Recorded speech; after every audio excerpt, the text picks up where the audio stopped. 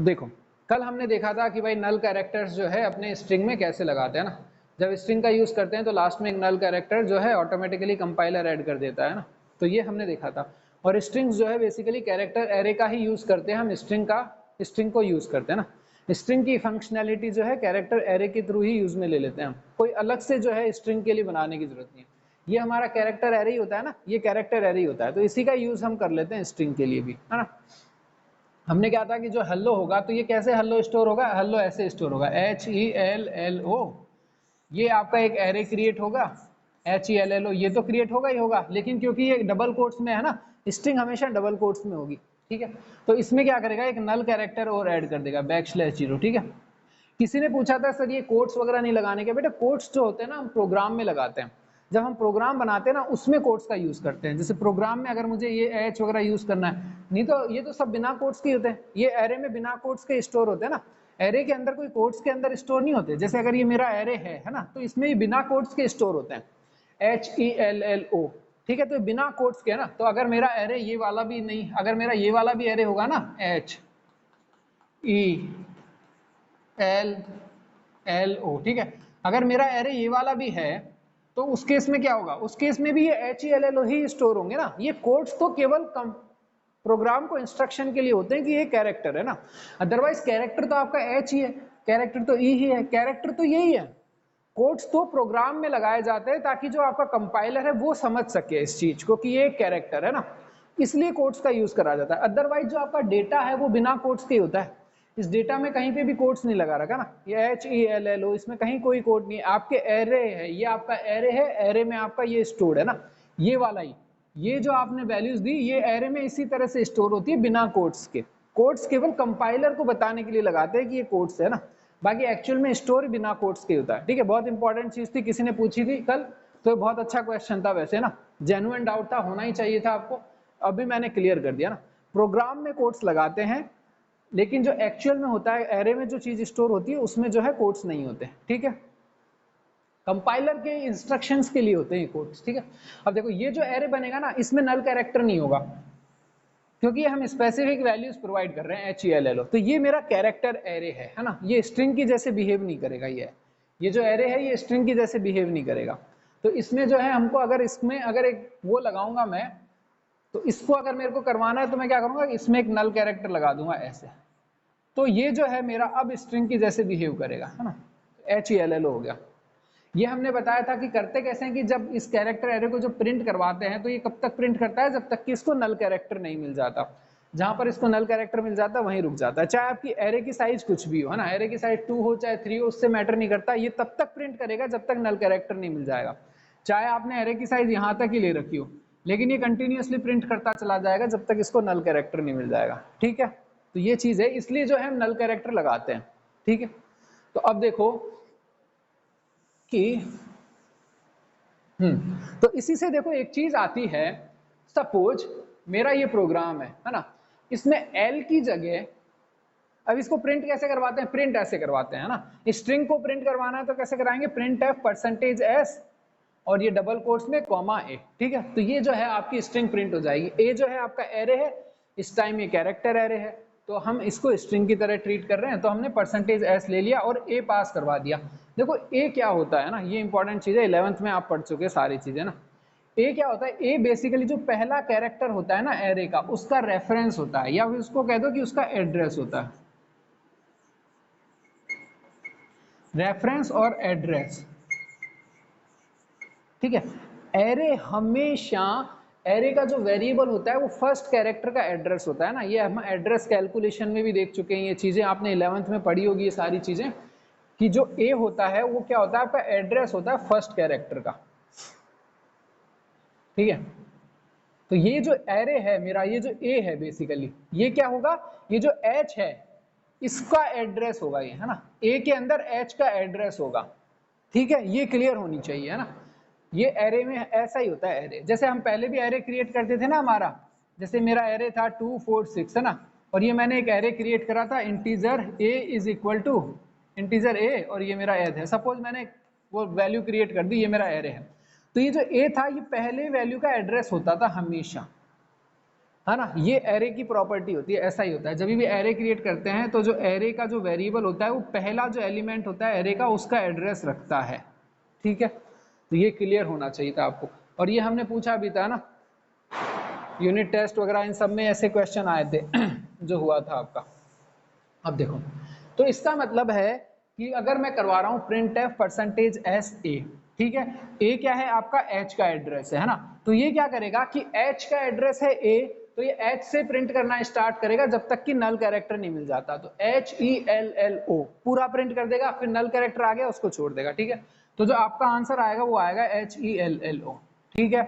ये चीज क्लियर होनी चाहिए ना, तो वीडियोस बार बार देखना, अगर आपको प्रीवियस कॉन्सेप्ट ध्यान नहीं है, हम इतना डिटेल में तो डिस्कस करेंगे नहीं, बस वैसे तो मैंने सब कुछ ही बता दिया एक तरह से ना, फिर भी आपको ग्रास्प नहीं हो रहा है तो वीडियो को दोबारा बार बार देखना ना, ग्रास्प करना, लेकिन ये इंपॉर्टेंट चीज है ना, लास्ट क्लास में भी जो डिस्कस करी थी वो भी इंपॉर्टेंट थी, अभी भी बेसिकली इंपॉर्टेंट चीज ही चल रही है ना, बेसिक कॉन्सेप्ट है ये, अच्छे से क्लियर कर लेना। अब देखो ए जो है आपका फर्स्ट कैरेक्टर का एड्रेस है, ठीक है, तो इसलिए क्या करेंगे जब मैं प्रिंट एस ए लिखूंगा तो ये फर्स्ट कैरेक्टर से प्रिंट करना चालू करेगा जब तक कि नल कैरेक्टर नहीं आ जाता, ठीक है। इसका मतलब ये है कि अगर इस एल की जगह अगर मैं नल कैरेक्टर लिख दूं, इस एल की जगह मैं नल कैरेक्टर डाल दूं दोबारा से एक और, यहां तो है ही, ठीक है, उसको तो रहने दो, यहां पर मैंने एक और नल कैरेक्टर डाल दिया, ठीक है, तो इसका आउटपुट क्या आएगा, तो इसका आउटपुट आएगा एच और ई केवल, है ना, इसका आउटपुट आएगा केवल एच और ई, बस ये ही इसका आउटपुट आएगा। क्यों? क्योंकि ए जो है वो आपका एच का एड्रेस है, एच से स्टार्ट करेगा प्रिंट करना, एच और ई प्रिंट करेगा, यहां उसको नल कैरेक्टर मिल जाएगा, यहां पर रुक जाएगा, तो इसका आउटपुट आ जाएगा एच ई, ठीक है। अब ये क्लियर होना चाहिए, है ना, सोच लो एक बार फटाफट।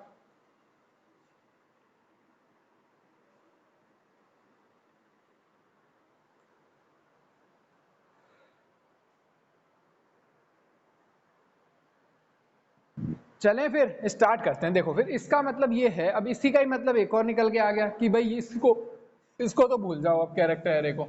तो अगर मैं यहां पर इनके बीच में, है ना, इनके बीच में अगर एक लाइन लिख दूं, क्या लाइन लिख दूं कि जो ए है और ये 0 1 2, ठीक है, 2 मतलब क्या है मेरा H E L L O, ये मेरा कैरेक्टर एरे है ना, ये मेरा जो एरे बन जाएगा, ठीक है। तो ये 0 1 2, ठीक है, तो ये जो 2 वाला है ए ऑफ 2 इज इक्वल टू कर दूं मैं नल कैरेक्टर, ठीक है, और ये कॉमा लगा दूं, इन दोनों के बीच में अगर मैं ये लाइन लिख दूं, इन दोनों के बीच में, है ना, तो भी मेरा आउटपुट एच ई ही आएगा ना, क्योंकि वही चीज करी मैंने, एल को क्या कर दिया मैंने, एल को नल कैरेक्टर बना दिया, एल को मैंने नल कैरेक्टर बना दिया, और एल को जैसे ही नल कैरेक्टर बनवा दिया इन दोनों के बीच में, तो ये जो एच ई एल एल हो मेरा एक्चुअल में क्या हो गया, एच ई और फिर नल कैरेक्टर एल ओ, और फिर नल कैरेक्टर तो चलो बाद में रहने दो, फिर इसको जब मैं प्रिंट करवाऊंगा तो ये वापस से एच ई ही प्रिंट करेगा ना, सेम ही चीज है एरे, है ना। तो एरे में डायरेक्ट चेंज किया था, इस तरह से चेंज कर दिया A T is equal to, ठीक है। तो ये कॉन्सेप्ट क्लियर होना चाहिए, इसको करके देखना आप, है ना, इसको करके देखना, पहले तो क्या करना कि पूरा एरे लेना, पूरा एरे प्रिंट करवा के देखना, फिर बीच में एक वैल्यू को नल करके देख लेना, और जब आप प्रिंट करवाओगे ना ए को, तो ये आपका केवल एच ई ही प्रिंट करेगा, ठीक है। तो ये क्लियर होना चाहिए। फिर इसके बाद हम देखेंगे स्ट्रिंग फंक्शंस।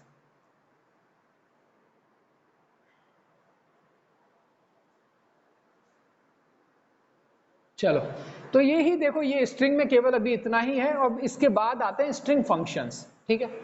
अब स्ट्रिंग के कुछ फंक्शंस हैं, ठीक है, फंक्शंस आप समझते ही हो ना, फंक्शंस वगैरह आपने यूज करे ही होंगे ना, अभी तक तो वैसे हम प्रिंट फंक्शन यूज कर रहे हैं ना, अभी तक हम कौन सा यूज कर रहे हैं, एक तो स्कैनएफ फंक्शन यूज कर रहे हैं, स्कैनएफ एक फंक्शन है वो यूज कर रहे हैं, एक फंक्शन हम प्रिंटएफ यूज कर रहे हैं ना, तो ये दो फंक्शन जो है अभी हम जनरली यूज कर रहे हैं, इसके अलावा तो शायद अभी हमने कोई फंक्शन यूज नहीं करा, है ना।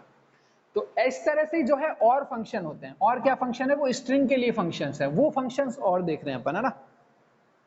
देखो एक तरीका और है प्रिंट करवाने का, इसको एक चीज और बता देता हूं कि प्रिंट इसकी जगह मैं और लिख सकता हूं स्टेटमेंट, है ना, इसी की जगह मतलब इस लाइन को मैं काट दूं यहां से, और इस लाइन की जगह अगर मैं लिखूं PUTS पुट्स और ए, तो भी मेरा आउटपुट, मतलब ये दोनों जो है ना सेम ही चीज है, ये दोनों सेम चीज है, या तो मैं print f percentage s comma a लिखूं, या फिर पुट्स एस कर दूं, है ना, पुट्स ए कर दूं, तो एक ही चीज आ जाती है, ठीक है। तो ये क्लियर होना चाहिए, मतलब ये शॉर्ट में, लेकिन इतना यूज नहीं करते पुट्स को, तो इसलिए अपन भी यूज नहीं कर रहे। बुक में प्रिंट एफ ही यूज कर रहे हैं, तो अपन भी प्रिंट एफ ही यूज कर रहे हैं, ठीक है। तो अपन भी प्रिंट एफ ही यूज करेंगे, लेकिन नॉलेज के लिए भाई इसका और इसका आउटपुट दोनों का सेम ही आता है, दोनों सेम ही चीज है। या तो प्रिंट एफ परसेंटेज एस और ए लिख दो, या फिर पुट्स ए लिख दो, है ना, दोनों ही चीजें। ऐसे और भी फंक्शंस होते हैं, लेकिन हम वही करेंगे जो हमारी बुक में दे रखे है ना, हम भी बाहर नहीं जाएंगे। हो सकता है एग्जामिनर को पता ही ना हो, जो आपकी कॉपी चेक कर रहा हो बोर्ड में उसको पता ही ना हो, काट ले नंबर, तो हम वही करेंगे जो बुक में दे रखा है, ठीक है। चलो अब देखो एक चीज और मैं ये बता दूं कि क्योंकि ये हमारा स्ट्रिंग है ना, तो इसलिए हम जनरली वेरिएबल का नाम जो है चेंज कर देते हैं और एस से स्टार्ट करने लग जाते हैं ना। ये है, अभी हमने देखा ए से भी वही आंसर आया, इसका नाम चेंज कर देंगे तो भी वही आंसर आएगा। लेकिन ये जनरली रिकमेंड होता है, अच्छा होता है ऐसा करना कि जो आपका वेरिएबल है ना उसी से रिलेटेड नाम रखो। तो हम क्या करेंगे, अब इसका जो नाम है वो क्या कर देंगे, एस से स्टार्ट करेंगे एक ही जगह ना। तो एक ही जगह हम कह लेते हैं एस, क्योंकि हमारा स्ट्रिंग है इसलिए। अदरवाइज फर्क कुछ भी नहीं पड़ता, बस ऐसे ही है ना, क्योंकि अच्छा लगे इसलिए, है ना, स्ट्रिंग के लिए एस यूज कर लिया। तो बस वही चीज है, हम क्या करेंगे वापस दोबारा से प्रिंट एफ और परसेंटेज एस तो आएगा ही आएगा, और यहाँ पर आ जाएगा आपका कॉमा और एस, ठीक है। तो ये आपका वही आउटपुट आ जाएगा, यहाँ पे GTCH आप कर दो, ठीक है, और वही आपका आउटपुट आ जाएगा, ठीक है, हल्लो आ जाएगा इस केस में HELL, है ना। बस वेरिएबल का नाम चेंज कर दिया, एस से स्टार्ट कर दिया। ये तो एक वेरिएबल हुआ। अब अगर एक स्ट्रिंग लेनी है तो हमने नाम ले लिया एस। अगर मेरे को बहुत सारी स्ट्रिंग्स लेनी है तो मैं ऐसे नाम ले सकता हूँ, S1 S2 S3 S4, इस तरह के नाम ले लूंगा बस मैं, है ना। A1 A2 भी ले सकता हूँ ना, A1 A2 भी ले लूंगा, कोई फर्क नहीं पड़ेगा।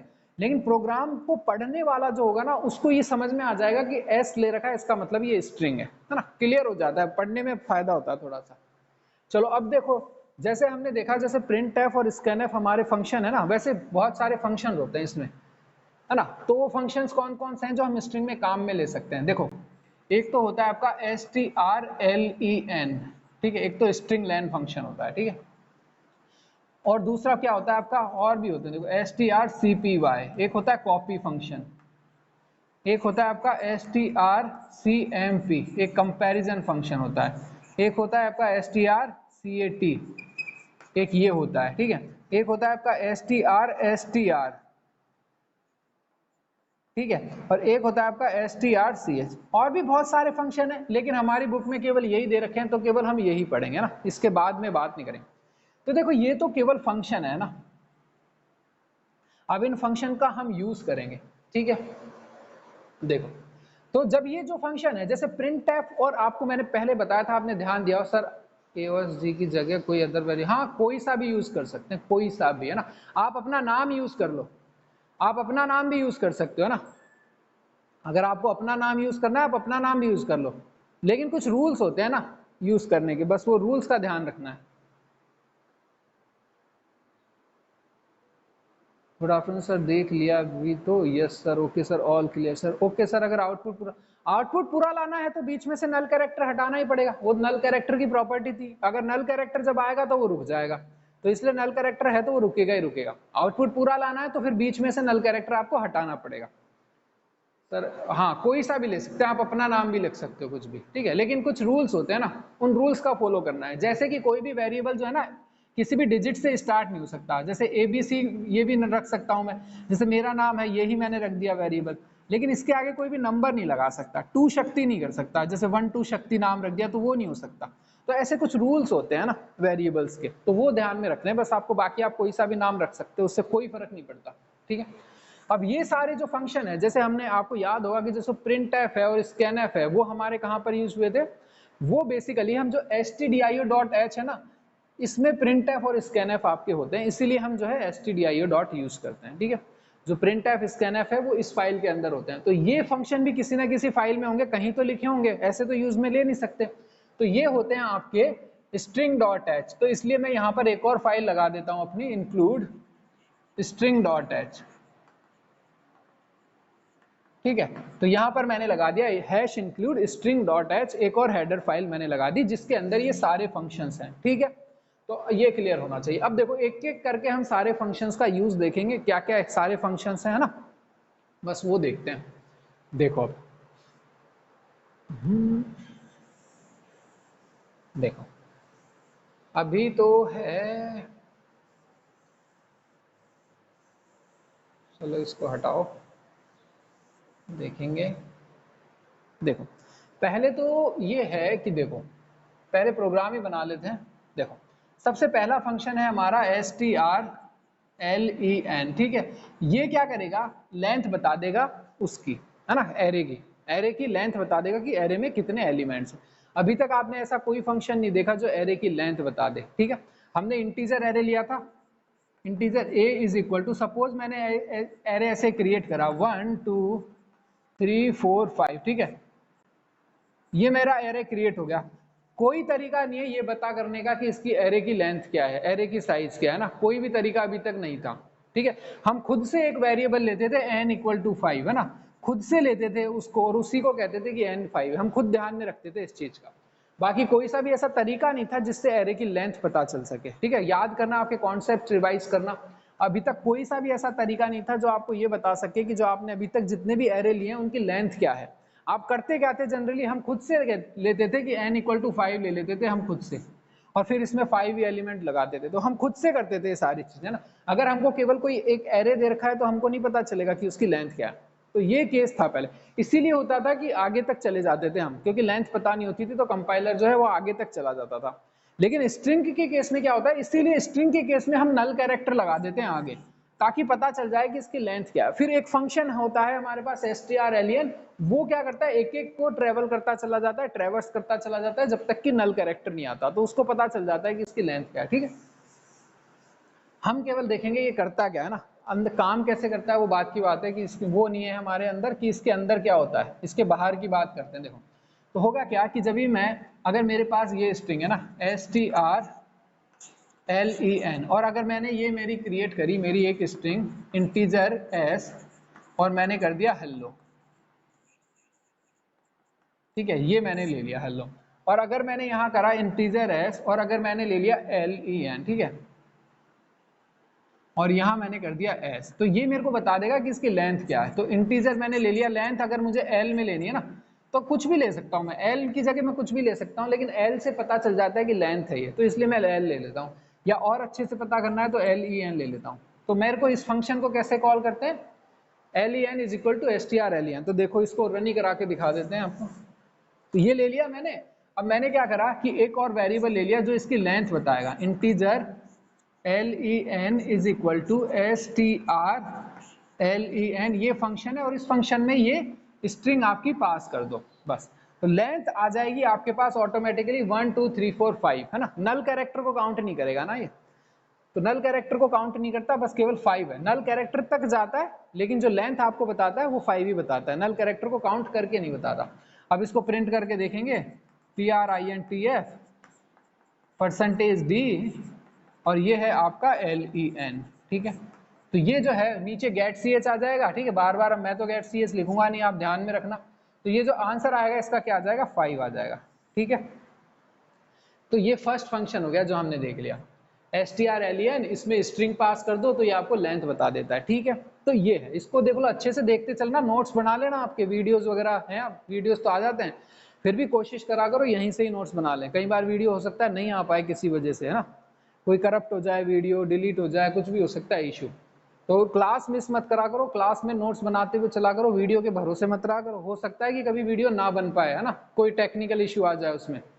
तो देखो, तो एक तरीका तो हुआ इसका ये ही, ठीक है। दूसरा तरीका देखो, इसी चीज को मैं कैसे कर रहा हूँ, ये देखो छोटी छोटी सी चीजें लेकिन आपको नहीं पता ना। अब ये डायरेक्ट जो है strlen लिख सकता हूँ मैं len की जगह, मैं यहाँ से len हटा दूंगा, ये वेरिएबल क्रिएट नहीं करूंगा और ये strlen सीधा यहाँ पर ही लिख दूंगा बस, ये, ठीक है। ये हटा दो पहले वाला, तो इसका आंसर भी 5 ही आएगा। क्यों, क्योंकि इसकी वैल्यू 5 ही आएगी फाइनली, जब भी ये फंक्शन एग्जीक्यूट करेगा इसकी वैल्यू 5 आएगी।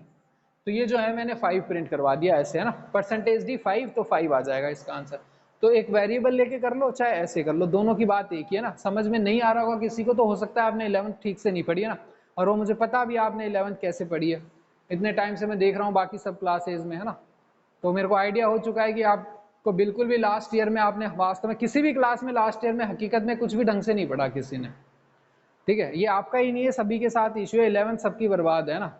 जिसने भी 12th वाले हैं दोनों 12th की 11th बर्बाद है क्योंकि कुछ भी नहीं करा।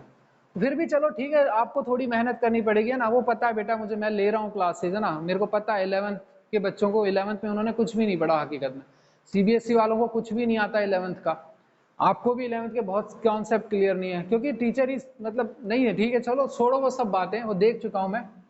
चलो तो ये है, तो एक तो क्या था कि हम वेरिएबल लेके कर सकते थे है ना, जैसे अभी करा था, और एक डायरेक्ट ऐसे भी कर सकते हैं। तो ये दोनों चीजें आप ध्यान में रखो, ठीक है। तो दोनों चीज से ऐसे ही कर सकते हैं, एक ही चीज है, मतलब आप जब करोगे ना खुद से प्रोग्रामिंग तो आपको समझ में आने लगेगी कि इसी की वैल्यू मैंने किसी वेरिएबल में ले ली थी और उस वेरिएबल को प्रिंट करा लिया था, अब डायरेक्ट मैं इसी को ही प्रिंट करा देता हूं, तो ये जो है आपका लेंथ बता देगा 5 आ जाएगा, 1 2 3 4 5। ठीक है, ये हो गया आपकी सारी चीजें। ठीक है, तो ये ऐसे स्ट्रिंग लेंथ फंक्शन वर्क करता है। अब देखो, अब यहां से एक और चीज देखो strlen के बारे में, कि जो इसका जनरल फॉर्मेट होता है ना वो कैसे होता है। ये तो मैंने केवल ऐसे ही लिख दिया था ना। अब देखो होता क्या है कि कोई भी फंक्शन जो होता है ना उसमें एक तो रिटर्न टाइप होती है, रिटर्न टाइप है ना, तो ये इंटीजर रिटर्न करेगा मान लो, वैसे इंटीजर रिटर्न करता नहीं है ये, और ये आपका आ जाएगा है ना कैरेक्टर एरे, और बेसिकली ये होता है आपका कैरेक्टर पॉइंटर है ना, कांस्टेंट कैरेक्टर पॉइंटर होता है बेसिकली है, इस तरह से है ना। इधर से आगे नहीं दिख रहा क्या, दिख रहा है, कांस्टेंट कैरेक्टर पॉइंटर। ठीक है, तो ये इसका फॉर्मेट होता है ना, फॉर्मेट को आपको याद करने की जरूरत नहीं है, लेकिन आप बस ये समझने की कोशिश करो जो मैं समझा रहा हूँ ना, इसको याद करने की आपको जरूरत नहीं है, आप बस ध्यान में रखो कि ये जो फंक्शन है इसके अंदर कुछ जाएगा, और वो किस तरह का होगा, वो इस तरह का होगा ना, एक कैरेक्टर पॉइंटर होगा। तो यही तो हम बताए थे कि जो एस जो होता है ना वो कैरेक्टर पॉइंटर ही तो होता है। जो भी मेरा एरे मैं डिक्लेयर करता हूँ, इंटीजर एरे, या अगर ये मैंने एरे डिक्लेयर करा तो ये एस क्या होता है, ये एक पॉइंटर ही तो होता है फर्स्ट कैरेक्टर का, है ना। फर्स्ट कैरेक्टर, कैरेक्टर लिखेंगे ना, कैरेक्टर एरे है तो ये कैरेक्टर, तो यही तो अभी मैं थोड़ी देर पहले बता रहा था कि जो एस है वो क्या होता है, फर्स्ट कैरेक्टर का पॉइंटर होता है ना, फर्स्ट कैरेक्टर का एड्रेस रखता है। तो इसका मतलब ये होता है ना, तो कैरेक्टर पॉइंटर है ये। ठीक है, आगे पढ़ेंगे पॉइंटर जो है ना, इसके बाद में आएगा, स्ट्रिंग के बाद में टॉपिक आएगा, लेकिन शायद आपने पढ़ रखे हैं सारे, तो इसलिए यहाँ पर होता है। तो ये जो है इसमें एस पास इसलिए मैं करवा देता हूँ, ठीक है। और ये जो रिटर्न करता है वो क्या करता है, इंटीजर। लेंथ क्या होती है, इंटीजर में होती है ना, 5 10 वगैरह, तो इंटीजर। बेसिकली ये इंटीजर नहीं होता है, कुछ साइज अंडर स्कोर करके टी ऐसे करके कुछ होता है ना, तो वो इतना ध्यान में मत रखो आप, वो काम का नहीं है। आपको बस ये ध्यान में रखना है इसके अंदर एक स्ट्रिंग पास करेंगे और इसके बाहर जो है स्ट्रिंग का मतलब एक पॉइंटर पास करेंगे किसी भी कैरेक्टर का, है ना, और आउटपुट क्या आएगा, इंटीजर। देखो मैं एक बार और बोल देता हूं आपको ना, एक बार और मैं बता देता हूं इसी चीज को अच्छे से। ये जो strlen फंक्शन है ये क्या बताएगा, जो भी आप स्ट्रिंग पास करोगे उसकी लेंथ बताता है। लेंथ क्या होती है आपकी, इंटीजर में ही होती है ना, तो आप ये मान के चलो, वैसे होता नहीं है लेकिन ये इंटीजर में ही बताएगा ना लेंथ, जैसे 4 5 10 9 वगैरह, तो ये इंटीजर रिटर्न करता है बेसिकली ना। तो ये फंक्शन क्या करेगा, इंटीजर रिटर्न करेगा हमेशा। तो इसीलिए मैंने क्या करा था, इसीलिए मैंने एक वेरिएबल लिया था INTLEN, और फिर इज इक्वल टू ये वाला लिख दिया था। क्यों, क्योंकि ये जो है एक इंटीजर रिटर्न कर रहा है, तो इसलिए मैंने एक इंटीजर वेरिएबल ले लिया और उसमें इसको वैल्यू ले ली ना, तो ऐसे हो सकता है। ठीक है, अब देखो इसके अंदर पास क्या कराऊंगा, इसके अंदर मैं पास कोई कैरेक्टर एरे करवाता हूँ, कैरेक्टर एरे है ना, ये पास करवाता हूँ। तो एस क्या होता है, बेसिकली पॉइंटर होता है फर्स्ट कैरेक्टर का, तो ये जो पॉइंटर इसी तरह से लिखा जाता है ना, तो एस जो है वो पॉइंटर है फर्स्ट कैरेक्टर का। आप किसी भी कैरेक्टर का पॉइंटर पास करवा दो यहाँ पर, है ना, तो वो प्रिंट कर देता है। ठीक है, और क्लियर होगा, आपके पहले के कॉन्सेप्ट रिवाइज करना, आगे हमारा भी टॉपिक आएगा पॉइंटर का, उसमें भी करेंगे। तो एक तो देखो ये फंक्शन हो गया ना, और देखो हमारे पास टाइम बचा है, चलो फटाफट से देख लो, है ना। अब देखो मैं फटाफट से बताता हूँ आपको, एक तो हो गया ये, है ना, और क्या क्या फंक्शन है देखो आपका। दूसरा फंक्शन है आपका strcpy, है ना। इसमें क्या होगा कि पहली भी एक स्ट्रिंग होगी, दूसरी भी एक स्ट्रिंग होगी, है ना, दो स्ट्रिंग पास करवाएंगे, है ना। अब ये क्या रिटर्न करेगा इस पे अभी मत जाओ ना, वो आपके काम का नहीं। ये भी कुछ रिटर्न करेगा ना, फंक्शन है कुछ रिटर्न करेगा, लेकिन वो क्या रिटर्न करेगा वो आपके काम का नहीं है। तो केवल इसमें अभी यही ध्यान में रखो कि ये फंक्शन जो रिटर्न करता है उसको छोड़ दो, हमको रिटर्न वाले से मतलब नहीं है। लेकिन ये काम क्या करेगा कि जो S2 है उसको S1 में कॉपी कर देगा। ठीक है, S2 जो है उसको S1 में कॉपी कर देगा। ठीक है, तो कैसे काम करेगा, देखो मेरा जो है S1, मैंने दो कैरेक्टर एरे पास करवाऊंगा ना, दो स्ट्रिंग पास करवाऊंगा यहाँ पर। सपोज मेरी S1 ये है, ठीक है। तो मैंने लिखा चलो HEL और LO लिख दिया ना, ये सपोज मेरी एक स्ट्रिंग है ना, और ये मेरा एक दूसरा स्ट्रिंग है। ठीक है, यहाँ पर नल कैरेक्टर भी होगा, वो भी लिख दो। और मेरी ये दूसरी स्ट्रिंग है WORLD, और यहाँ पर भी जो है आपका नल कैरेक्टर होगा। ठीक है, तो देखो अब जब मैं कॉपी करूंगा S2 को S1 में, तो क्या होगा कि WH की जगह आ जाएगा, तो ये सारा का सारा यूं की यूं कॉपी हो जाएगा ना। तो यहाँ पर क्या आ जाएगा आपका H की जगह ये WORLD आ जाएगा, और नल कैरेक्टर की जगह आपका, नल कैरेक्टर को नहीं करता ना ये, बस इतना ही करता है WORLD, तो D को भी यहाँ पर कॉपी कर देगा। तो ये जो है नया एरे बन जाएगा आपका। ठीक है, अब देखो इसी केस में देखो कॉपी में क्या क्या होगा। अगर मेरे पास कॉपी में, ठीक है,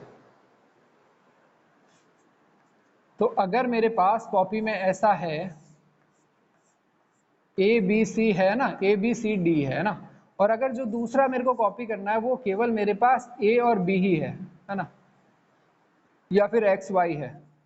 अब जब मैं S2 को S1 में कॉपी करूंगा तो क्या होगा, A की जगह X लिख दूंगा, B की जगह Y लिख दूंगा, और बाकी वैसा का वैसा ही रहेगा, है ना। तो ये चीज ध्यान में रखना कि ऐसा हो जाता है फिर, है ना। तो S2 में क्या लिखा है, SY है, इसमें ABCD था। कॉपी जब करूंगा तो इस पहली दो वैल्यू में चली जाएगी, बाकी वैल्यू में कोई चेंज नहीं रहेगा, तो ये मेरा XYCD हो जाएगा ना। तो ये सारी चीजें आपको ध्यान में रखनी है ना। तो आप इसको है ना प्रैक्टिस करना। अभी हम देख लेते हैं फटाफट से क्या क्या है ना फंक्शन। तो एक तो ये है, तो देखो मैंने अब क्या लिया, यहाँ पर दो वे ले लिए इंटीजर, एक तो ले लिया कैरेक्टर है ना, कैरेक्टर एक तो S1 ले लिया, और मैंने ले ली कोई सी भी बड़ी वैल्यू ले लेता ना मैं, जैसे कि यार तो 6 ही ले लो, 6 तो लेनी ही पड़ेगी। हल्लो ले लिया मैंने, हल्लो, ठीक है, क्योंकि 5 कैरेक्टर्स है तो साइज 6 से या 6 से ज़्यादा लूंगा ना, या तो 6 होगी या 6 से ज़्यादा होगी, 5 कैरेक्टर्स है तो। ठीक है, उसी तरह से मैंने एक और ले लिया S2, और वो भी अगर मेरे को वर्ल्ड लेनी है तो उसमें भी वर्ल्ड में कितने कैरेक्टर है, 5 है, तो ये है। ठीक है, तो ये मैंने ले लिया ना, बाय डिफॉल्ट भी ये 6 ही लेगा, मैं खुद से भी 6 ही ले सकता हूँ ना, तो बाय डिफॉल्ट भी 6 ही होगी, मैंने लिख दिया 6 है, एक ही बात है। ठीक है, अगर मैं इस 6 से ज़्यादा भी स्पेसिफाई कर सकता हूँ, लेकिन यहाँ पर 12 भी कर सकता हूँ ना, उस केस में होगा कुछ ही नहीं, होगा यही, कैरेक्टर तो ऐसे ही स्टोर होगा हमारा LLO, यहाँ पर नल कैरेक्टर होगा, प्रिंट करवाएंगे तो यहीं तक ही प्रिंट होगा, लेकिन जो एरे है आपका वो आगे तक भी होगा ना, एरे 12 तक होगा, लेकिन आपका प्रिंट करवाएंगे तो यहीं तक ही प्रिंट होगा। ठीक है, क्योंकि नल कैरेक्टर आ गया, तो 12 का एरे लेंगे तो ये सिचुएशन होगी, है ना। प्रिंट करवाएंगे हल्लो ही प्रिंट होगा, क्योंकि लास्ट में नल कैरेक्टर उसमें ऐड कर देगा बस। तो ये खुद से प्रैक्टिस कर करके देखो ना, बहुत सारी पॉसिबिलिटीज है इसमें, जितना आप खुद से प्रैक्टिस करोगे उतना आएगा। तो ये आ गया। तो पहला जो फंक्शन है हमारा क्या था, कॉपी करने का। तो देखो कॉपी कैसे करेंगे कि S1 वही str cpy, और S1 को S2 कर देंगे ना, S2 जो है S1 में कॉपी कर दिया। तो अब देखो होगा क्या कि दोनों ही हल्लो हल्लो हो जाएंगे। अब S1 भी मेरे पास हल्लो हो जाएगा, और S2 भी मेरे पास नहीं, वर्ल्ड हो जाएगा दोनों ना। S2 को S1 में कॉपी किया है ना, तो ये भी वर्ल्ड हो जाएगा और ये भी आपके पास वर्ल्ड हो जाएगा। ठीक है, S2 को S1 में कॉपी कर देंगे, S2 है वर्ल्ड, वो S1 में चला जाएगा तो वो भी वर्ल्ड हो जाएगा, वो भी वर्ल्ड हो जाएगा। ठीक है, और जब आप इसको प्रिंट करवाओगे ना, इसका आउटपुट, तो इसको डायरेक्ट आप प्रिंट भी करवा सकते हो, प्रिंट की जरूरत नहीं है, S1 आपका जो है वो कॉपी होकर आ जाएगा इसमें। ठीक है, S2 की S1 में कॉपी होगी, आप प्रिंट करवा कर देख लो S1 को, PRINTF। S2 में कोई भी चेंज नहीं होगा, printf %s और S1, है ना। तो जब आप इसको प्रिंट करवाओगे तो ये आपका वर्ल्ड ही प्रिंट करेगा। ठीक है, तो करके देखना है, S2 में कोई चेंज नहीं होगा, S2 की वैल्यू S1 में भी कॉपी हो जाएगी। हाँ, दोनों भी कर सकते हैं, ऐसे भी कर सकते हो ना, एक ही बात है, S1 को इधर लिख दो, S2 को उधर लिख दो, उससे क्या फर्क पड़ रहा है ना।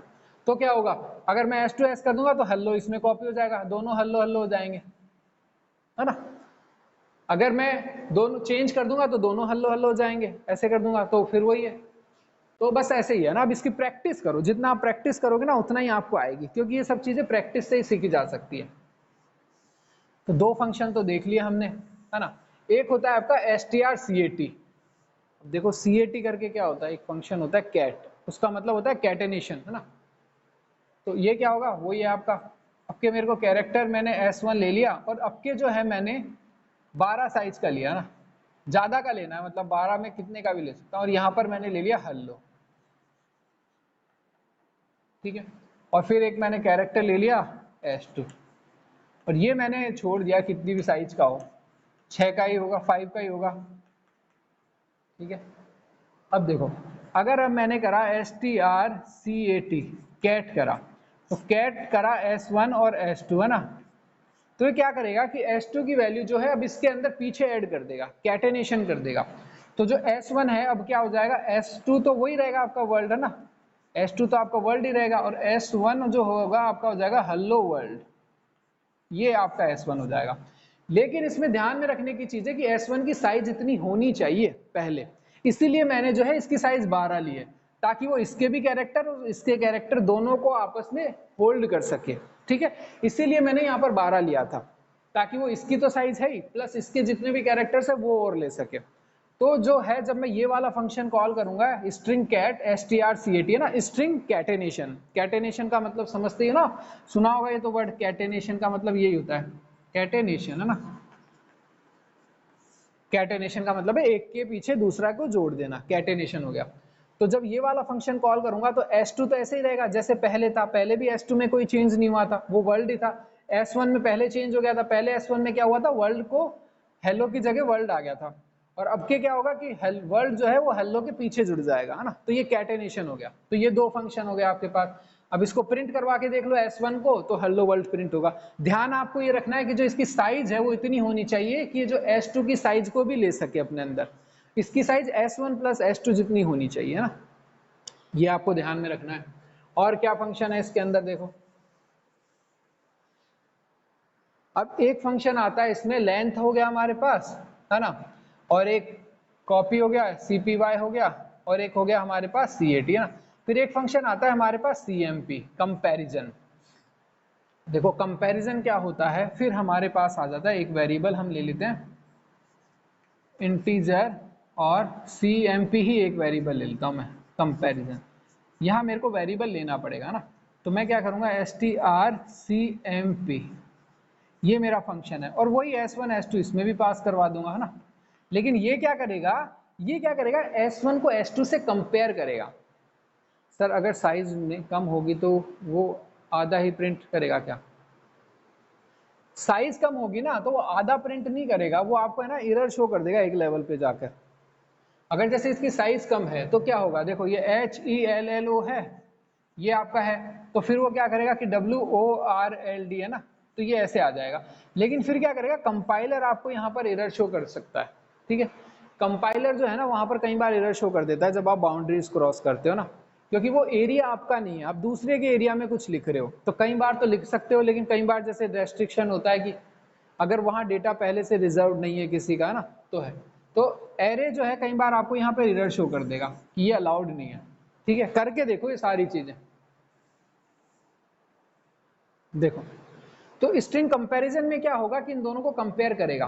कैसे कंपेयर करेगा कि अगर S1 जो है इक्वल टू है S2 के, तो ये आपका आंसर आएगा 0, और अगर S1 लेस देन है S2 के तो आपका आंसर आएगा लेस देन 0, ठीक है। और S1 अगर S2 के बड़ा है तो आपका आंसर आएगा ग्रेटर देन 0, ठीक है। यहाँ अगर बराबर है, बराबर का मतलब एग्जैक्टली सेम है ना, जैसे पहले वाली हेलो है तो दूसरी वाली भी हेलो है, और कैरेक्टर केस भी इंपॉर्टेंट होता है ना, जैसे LEL हो तो दूसरी भी जो है HELLO ही होनी चाहिए, तो ये इसका मतलब है ये दोनों इक्वल है। अगर इसमें कैपिटल H है तो ये इक्वल नहीं होंगे, ठीक है। तो S1 इक्वल टू S2 है तो इसका मतलब है 0 आ जाएगा आपका। अगर ये लेस देन है, पहले वाली लेस देन कैसे चेक करेंगे, डिक्शनरी का जो ऑर्डर होता है ना, वो आप देखो अपनी डिक्शनरी में जो वर्ड्स पहले आता है वो छोटा होता है, जो बाद में आता है वो बड़ा होता है ना, तो ये डिक्शनरी वाला कंपैरिजन होगा बेसिकली। जैसे कि आप ये देख सकते हो कि जो आपका ए है ना, ट्रिपल ए, ये जो है आपका जेड से छोटा होता है ना। जब आप डिक्शनरी खोलोगे तो आपको ए बहुत जल्दी मिल जाएगा, ए वाली सीरीज में मिल जाएगा, जेड तो आपको लास्ट में मिलेगा डिक्शनरी में। दिखने में तो ये बड़ा दिख रहा है, लेकिन है कौन सा बड़ा, बड़ा जेड वाला है ना। स्ट्रिंग वाले में डिक्शनरी का ध्यान में रखो कि जब भी स्ट्रिंग के ये जो कंपैरिजन फंक्शन है डिक्शनरी की जैसे वर्क करता है, कि ये सारे वर्ड्स डिक्शनरी में स्टोर है। तो डिक्शनरी में जब आप स्टोर करके देखोगे तो आपको पता चल जाएगा डिक्शनरी में ये पहले आएगा ये बाद में आएगा, ठीक है। तो वो चीज़ ध्यान में रखना आप, ठीक है। ये होगा, तो ये है। तो अगर लेस देन है तो अगर लेस देन है तो कोई लेस देन 0 वैल्यू रिटर्न करेगा। वो क्या वैल्यू रिटर्न करेगा? हो गया खत्म।